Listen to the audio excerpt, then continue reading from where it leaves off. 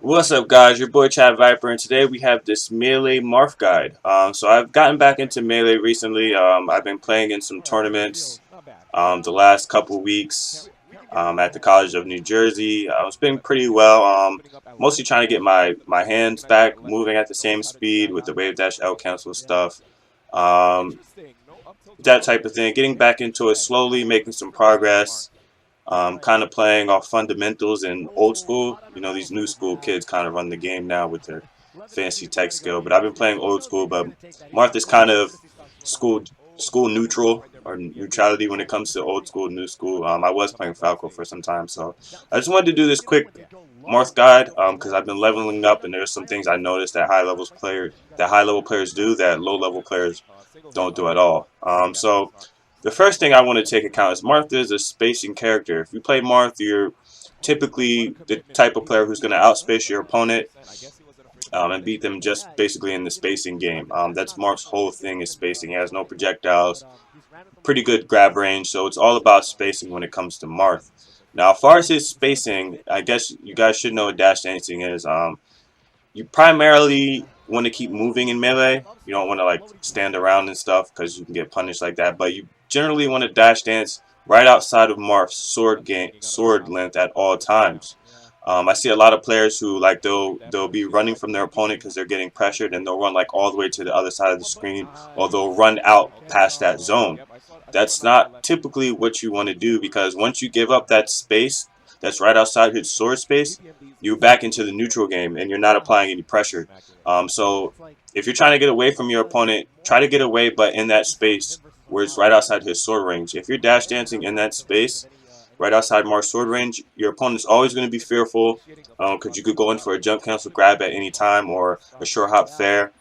So just be in that space. Now, it can be hard to get used to being in that space because dancing, the closer you are to your opponent, the harder it is to dash dance for like mix up and stuff. So it's going to take some practice and some getting used to. I'm just getting used to it a little bit myself.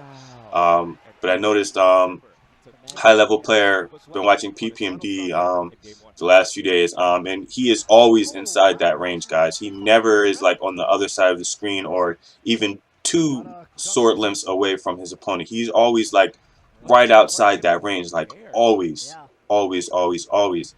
So try and be in that range, guys, as much as possible. I know it can be hard when switching from attack to defense mode in the game, but keep practicing it, and you'll see that yourself is getting better at being inside that range while defending and attacking. The second thing, I think the most important thing with Marth is just punishing. Marth is a character who doesn't have very high kill potential unless you get like a tipper or an easy gimp. It's really, really hard to kill a Marth. Sometimes you see your opponent in the 160s and you still haven't killed them yet.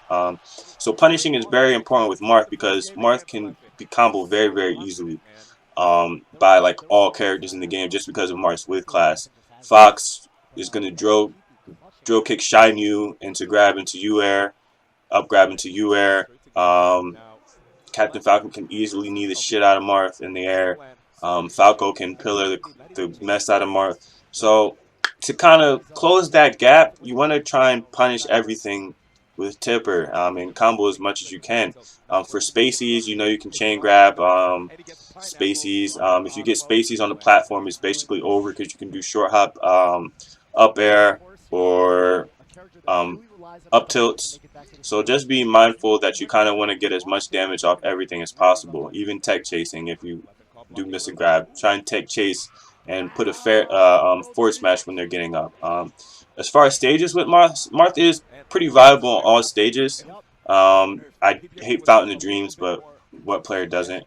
FD can be your go-to stage, especially on Spacey because it's free chain grabs all day. Like I said, any stages with platforms are very good for Marth because of the up tilt and U-air. So this is just a very, very quick video. I just wanted to make this to get some things I've noticed. You see in the background, guys, we have PPMD playing. Watch him. He's always in that spacing that I talked about earlier. And he punishes everything fully with Marth at all times. So that's how you get your Marth up there. Marth can be, like I said, Marth can be easily comboed. by everything. So you kind of want to get that percent lead with Marth. Focus on getting a percent lead with Marth. If you can hold the percent lead, because it's going to take you a while to get the kill, I freaking guarantee, unless you get an easy game. So if you get that percent lead, try to hold on to it as best as your ability, and you'll be able to grow that gap, get a stock, get a percent lead, get a stock, and you'll be able to win games like that. So just rack up that percent, and then try and go for the kill at the end unless you can get an easy game. But that's the end of the video, guys. Just wanted to make this quick video. I hope you guys enjoyed it. More to come. See you guys later.